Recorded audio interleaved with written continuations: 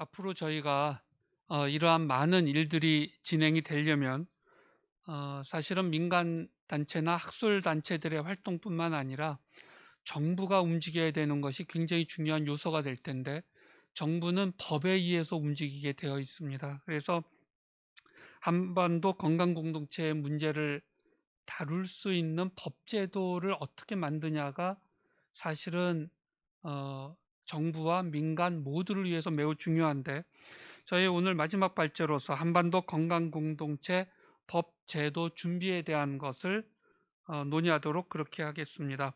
발표자는 신현영 국회의원이십니다.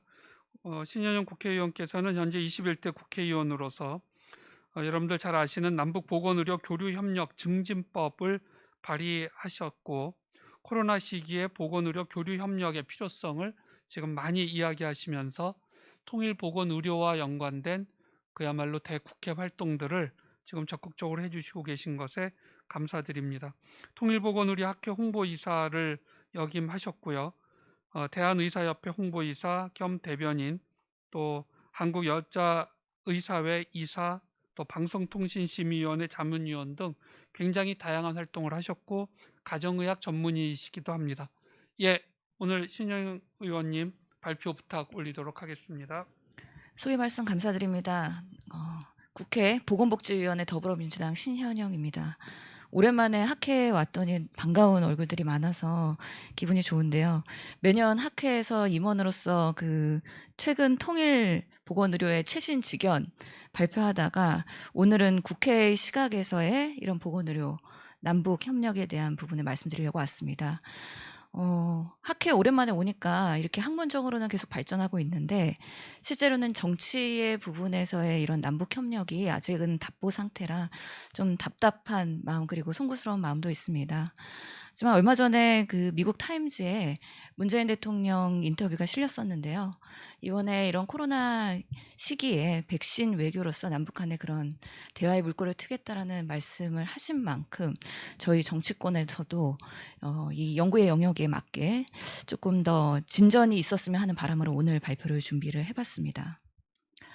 그동안에 남북 보건의료 교류에 대한 역사적인 조금 회고를 해 본다면 2007년에 모두 기억하실 만한 14 선언이 있습니다. 당시에 남북 경제협력의 공동위원회가 만들어지면서 보건의료에 대한 실태 조사에 대한 이야기도 있었고요.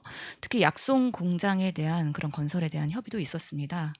실제로 이 14 선언을 통해서 남북 보건의료 환경 보호 협력 분과위원회가 만들어지면서 조금 더 구체적인 논의들이 진전이 됐었죠. 2008년에 사리원 인민병원의 현대화 사업이나 아니면은 약송 공장에 대한 건립 착수를 하고 또 전염병 퇴치에 대한 이런 실태 조사 자료 교환 그리고 의약품 특히 원료 의약품의 제공에 대한 얘기들도 있었습니다. 그 이후에 한참 동안 진천이 답보 상태에 있다가 2018년 저도 당시 학회에서 활동을 하던 시기가 기억이 납니다. 평양 공동 선언으로 인해서 상당히 많은 진전이 있을 것 같은 급박한 뭔가 그런 긍정적인 기운들이 많이 느껴졌었죠. 당시에 전염병 질병의 유입이나 확산 방지를 위한 그런 방역과 보건 의료 협력에 대한 합의가 있었고요. 그리고 이 분과 회담이 개최되면서 실무 회의까지 진행된 바가 있었습니다. 당시에 우리 학회가 상당히 그런 언론이나 아니면 국민들한테 관심을 많이 받았던 기억이 납니다. 실제로 그 이후에 또 여러 가지 정치적인 문제로 인해서 진행이 되던 부분들이 좀 더디게 진행이 됐었는데요.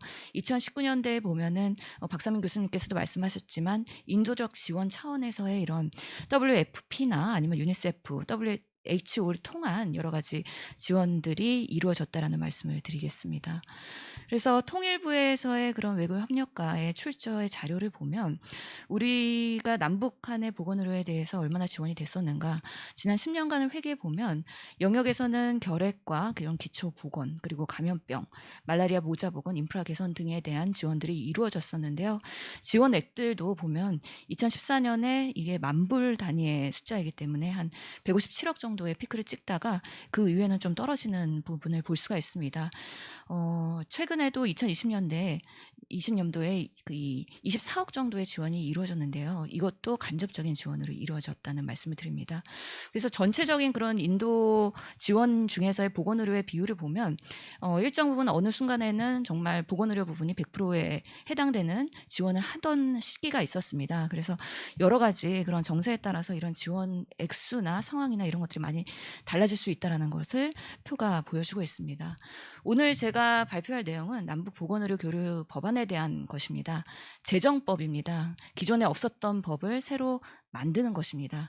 그만큼 기존에 많은 국회의원들이 보통은 발의하는 개정법과는 다른 차원의 그런 어려움이 있다는 말씀을 드리고 싶고요. 실제로 이 법안에 대해서는 17대 국회부터, 즉 지금부터 16년 전부터 여러 보건의료의 전문가 국회의원분들이 노력을 하셨었습니다. 17대 그리고 19대, 20대, 21대에 걸쳐서 제정법이 발의가 된 바가 있습니다. 안명욱 의원 그리고 정의아 의원 그리고 윤종필 의원에 의해서 제가 작년 7월 2일에 발의를 한 바가 있습니다. 그때 왜 그러면 어디까지의 논의가 됐었냐에 대한 좀 내용을 살펴보았는데요. 17대 국회에서의 안명욱 의원이 발의됐을 때는 그때 외교통상위원회에서 상정이 되지 않아서 사실 논의가 되지 않았었습니다. 그래서 발의는 했지만 그리고 외교통상위원회에서 전체 위원회에 올라가긴 했지만 그 세부 논의를 하기 위한 법안 소위에는 올라가지 않았다. 그러다가 19대 정의아 의원이 발의했을 때 법안 소위에 회부는 되었지만 실제로 많은 법안이 회부가 되고요. 순서에 맞게 논의를 하게 되는데 실제로는 그 순서가 오지 않아서 논의가 되지 않은 것으로 파악이 되고 있습니다. 20대 국회에는 다행히 이 법안 소위에 회부가 되어서 논의가 된 바가 있는데요. 당시에 통일부도 이런 남북관계 정세를 고려해서 아직은 이 제정 시기를 좀 조정했으면 좋겠다. 실제로 이 시기가 2016년이었기 때문에 대통령 선거를 앞두고 있는 상황이었고요. 정권이 어떻게 될지 모르는 상황이었습니다. 특히 소위에서도 여러 가지 새 정부가 출범하면 이런 통일정책이 확립된 후에 추진하는 게 바람직하다는 의견으로 임기 만료 폐기가 되었다는 말씀을 드립니다. 17대부터 이렇게 거슬러 올 때 실제로 많은 국회의원들이 법안을 발의하지만 실제로 논의조차 되지 않는 경우들이 상당히 있고요. 그러면서는 17대, 19대, 20대에서 점진적으로 소위에 회부되고 또 논의도 됐고 그렇기 때문에 나름의 발전은 있었다라는 말씀을 드리고 싶습니다. 저 또한 작년 7월에 해당 법안을 발의를 했었습니다. 또 여러 가지 적극성을 발휘해서 저는 보건복지위원회 위원인데 외교통상위원회에 가서 외통위에 가서 이 제정법에 대해서 필요성도 제안 설명을 하기도 하였습니다. 그만큼 애정을 가지고 발의를 했었는데요. 이 법안에 대해서 간단히 많은 분들이 알고 계시지만 구조를 말씀을 드리도록 하겠습니다. 총 4장으로 나누어져 있고요. 목적과 기본 이념, 그리고 정의, 그리고 정부의 책임, 다른 법률과의 관계가 총칙으로 되어 있고 2장에서는 이 교류 협력에 대한 기본 계획을 세우도록 되어 있고 연도별로 시행 계획을 세우도록 되어 있습니다. 3장에 보시면 이 남북 보건의료 교육 사업 지원에 대한 것들이 어떤 것들이 있을 것이냐 그거에 대한 항목들이 나열이 되어 있고요. 또 재난, 공동 대응과 긴급 지원에 대한 상황, 감염병에 대해서는 어떻게 해야 되는가 그리고 이것을 위해서 위원회의 필요성에 대해서 담겨 있습니다. 좀 더 구체적으로 말씀을 드리면은요. 재정 목적 1조에 보면 이 남북 간의 상호 교류 협력을 보건의료 영역에서의 증진을 한다는 것이고 4조에 보면 정부가 그렇기 때문에 이런 남북 정세의 변화에 관계없이 교류 협력을 증진하도록 노력해야 된다라고 되어 있습니다. 또한 그 5조에 보면 다른 법률과의 관계에서는요.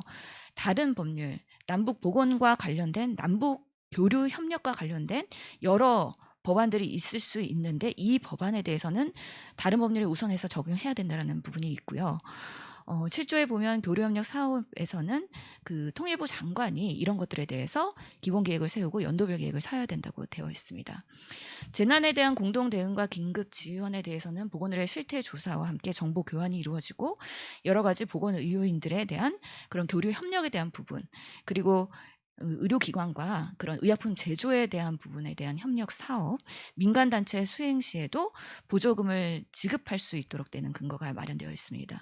그리고 감염병 시대에서의 이런 공동 대응에 대해서도 인력, 의료 장비, 의약품에 대한 긴급 지원에 대한 부분도 있고요. 이 위원회를 구축하는 부분, 그리고 이 위원회를 설치하기 위해서 남측의 위원회를 설치 미리 하는 거에 대한 부분도 담겨져 있습니다.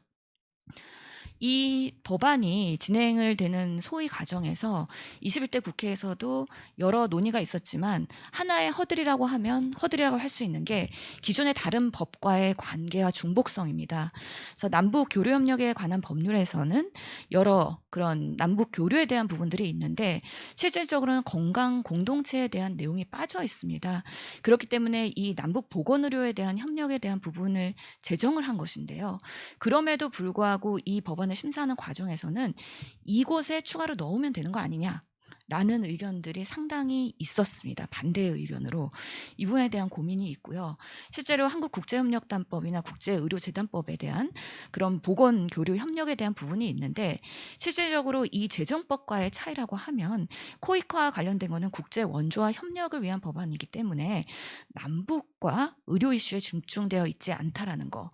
그리고 코피와 관련된 이 재단법에 대해서는 북한의 보건의료 문제를 접근하는 근거 법안이긴 하지만 남북 간 관계, 교류 협력에 특화된 법은 아니라는 것이죠.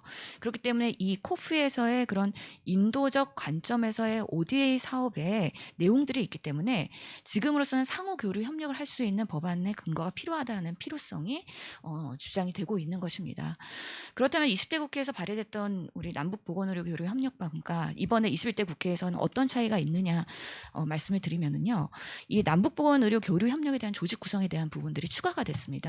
또한 기존의 그런 교류 협력 사업에 대한 부분에 있어서 보건의료 실태 조사나 정보 교환에 대한 사업, 그리고 의료품 의료기기에 대한 물품 지원, 그리고 공동 생산을 위한 필요성, 그리고 우리가 그동안 학회에서 상당히 많이 논의했던 의학용어 통일과 사전에 대한 공동 편찬 사업, 그리고 보건의료와 관련된 경제개발에 대한 부분도 추가를 하였습니다.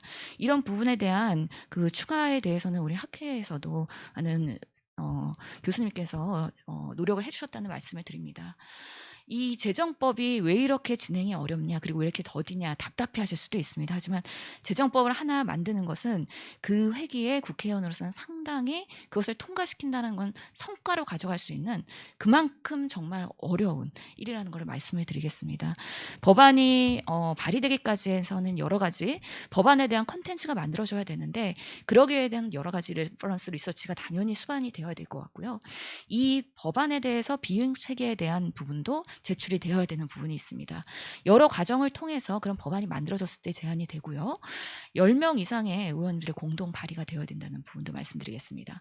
그래서 위원회에 해부가 되는데 저도 안타깝게 생각하는 게 이게 보건의료교류협력법이면 보건복지위에서 좀 하면 안 되냐. 그럼 제가 좀 더 적극적으로 소위에서도 발언도 할 수 있고 피력도 할 수 있을 텐데 이게 외통위로 갔기 때문에 한계는 있다라는 말씀에 대한 참 안타까움이 있습니다. 저도 열심히 우리 더불어민주당의 의원님들, 외통에 있는 의원님들 한 분 한 분 만나보고 또 특히 소위에 가시는 의원님들한테 그 변화 그리고 정부의 태도의 변화에 대해서도 피력하고 이것에 대해서 회부될 때마다 열심히 상의하고 노력을 하긴 했는데 그럼에도 불구하고 여러 가지 반대의 그런 넘어야 될 산들이 많다라는 얘기를 드리고 싶고요.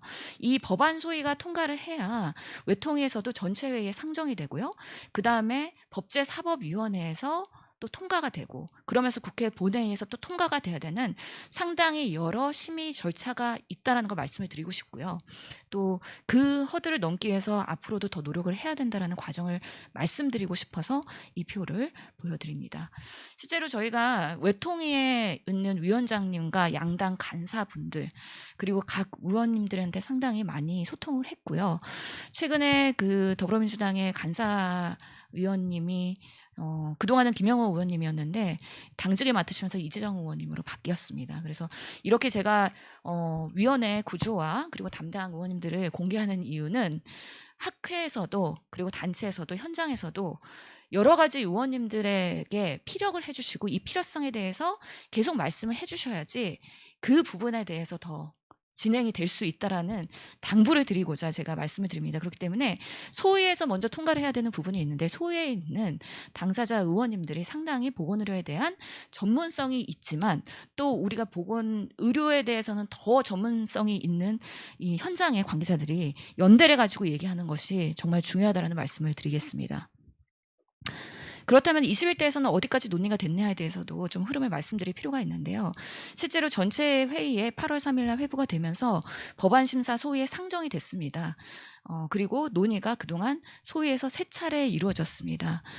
작년 9월에 사실은 우리가 작년 의료계 파업을 맞이하면서 이 법안에 대한 오해가 생겼고 뭔가 재난 상황에서의 북한의 의사를 강제로 파견하는 거 아니냐라는 비난 때문에 그런 것들이 법안 소위에서도 반영이 된 정부의 입장이 있었습니다. 이런 의사 인력에 대한 오해를 불식시키기 위해서 약간 수기가 필요하다는 게 정부의 입장이었던 것이죠.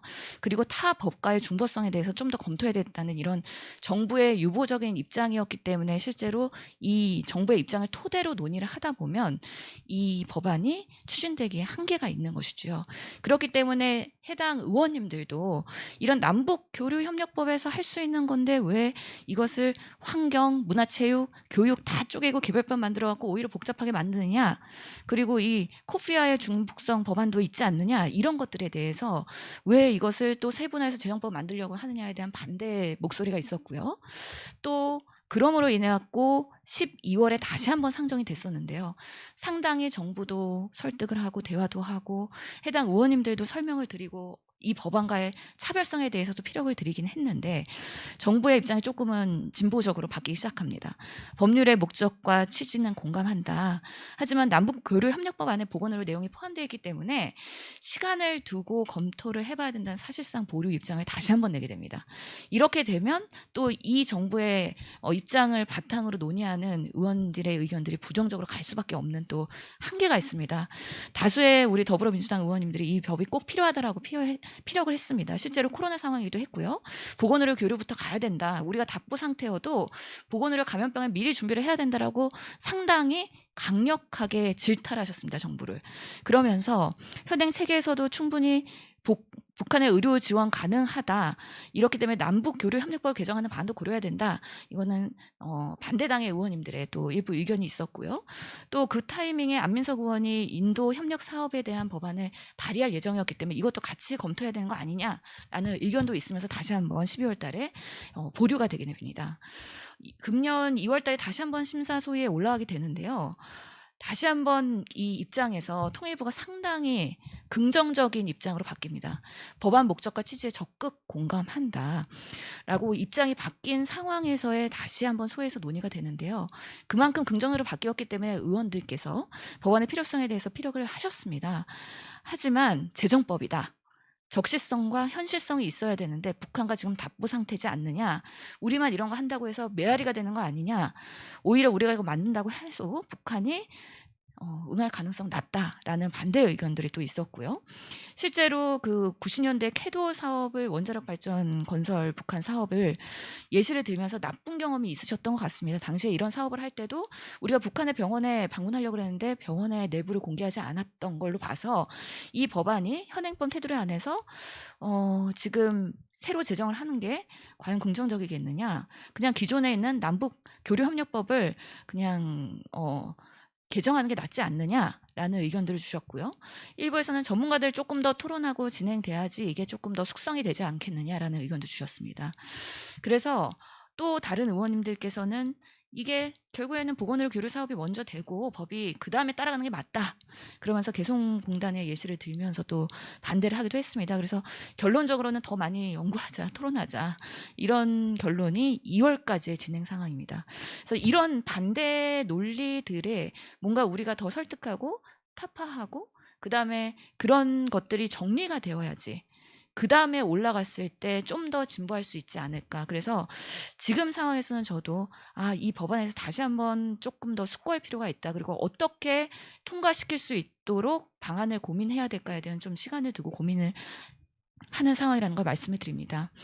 그래서 왜 이 남북 보건의료 교류법 지금 해야 되는가? 너무나 우리가 학교에서도 많이 얘기를 했습니다. 20대에서도 사실 새 정부가 들어올 것이기 때문에 그때 맞춰서 하자라는 걸로 이렇게 계속 미루게 되면 21대에도 또 미루게 될 것이다. 이렇기 때문에 21대 국회에서는 제정이 됐으면 좋겠다. 특히 코로나 시대에 감염병 시대에 꼭 필요할 것이다라는 지금 상황에서도 이 정도라면 그다음에는 어려울 수도 있다라는 또 부담감도 있습니다.